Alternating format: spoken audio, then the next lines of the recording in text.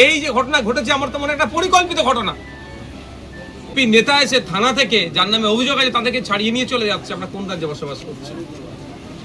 সাধারণ মানুষ যারা অভিযুক্ত তাদেরকে নিয়ে এসে যখন পুলিশের তুলে দিচ্ছে, পুলিশ কিভাবে ছেড়ে দেয়?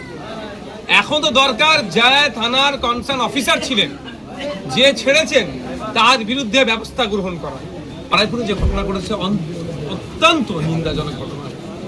যারা বলেছিল ভরসা ইন আর ভয় আউট, তাদের আমলে বিজেপির নেতা এসে থানা থেকে যার নামে অভিযোগ আছে তাদেরকে ছাড়িয়ে নিয়ে চলে যাচ্ছে। আমরা কোন রাজ্যে বসবাস করছি?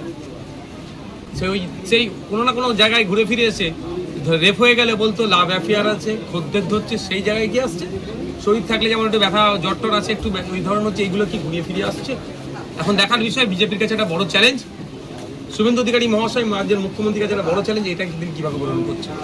তবে আমরাও লক্ষ্য রাখছি, কোনোভাবেই ছাড় হবে না, কোনোভাবেই ছাড় হবে না। জয়নগরে যেমন একটি বাচ্চা মেয়েকে রেপ করেছিল, সেখানে আমি পৌঁছে গেছিলাম, প্রতিবাদ করেছিলাম। এখানেও আজকে মেয়েটির বাবার সাথে কথা হয়েছে, আমার আজকে যাওয়ার ছিল, বিশেষ কারণে আমি যেতে পারিনি। আমি আগামীতে যাচ্ছি, মেয়েটির বাবার সাথে, পরিবারের সাথে কথা হয়েছে আমার, যে এটাও কোনোভাবে ছাড় হবে না। যা আইনি পরিষেবা লাগবে সমস্তটা আমি দেবো, এটা ওনাদেরকে আমি কমিটমেন্ট করেছি। এই ঘটনায় দুজনকে গ্রেফতারও করা হয়েছে এবং শুভেন্দু বলছেন যে এই ঘটনার সাথে অবশ্যই সাজা হবে, এবং পাশাপাশি যারা এই সমস্ত ঘটনায় ভাঙচুর করেছে বা ক্ষতি করেছে তাদেরকেও তুমি কড়াভাবে দেখা হচ্ছে। না দেখুন, একটা কথা হচ্ছে, এই জায়গায় যেত না তো, ভাঙচুর যেগুলো বলছেন এই জায়গায় গিয়ে অব্দি যেতই না। সাধারণ মানুষ যারা অভিযুক্ত তাদেরকে নিয়ে এসে যখন পুলিশের তুলে দিচ্ছে, পুলিশ কিভাবে ছেড়ে দেয়? এখন তো দরকার যা থানার কনসার্ন অফিসার ছিলেন, যে ছেড়েছেন তার বিরুদ্ধে ব্যবস্থা গ্রহণ করা। এই হতো না, ধর্ষণ করার পরে, লাশটা উদ্ধারের পরে যারা ধর্ষণ করে খুন করেছে তাদেরকেও যখন পর্যন্ত তাদেরকে পুলিশের তুলে দিল, তার আগে পর্যন্ত একটা কোনো ঘটনা ঘটেছে দেখাতে পারবেন? আমার তো মনে একটা কোনো ঘটনা ঘটেনি।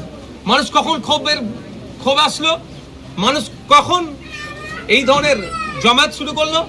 যখন থানা ওই যার নামে অভিযোগ আছে তাকে ছেড়ে দিল।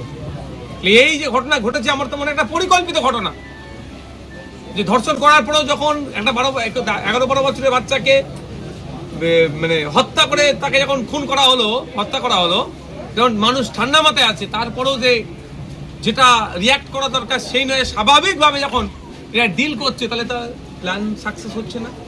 নতুন করে প্ল্যান তৈরি করলে হয়তো তাকে ছেড়ে দাও, তাহলে মানুষ কি হবে, এই করবে, এই।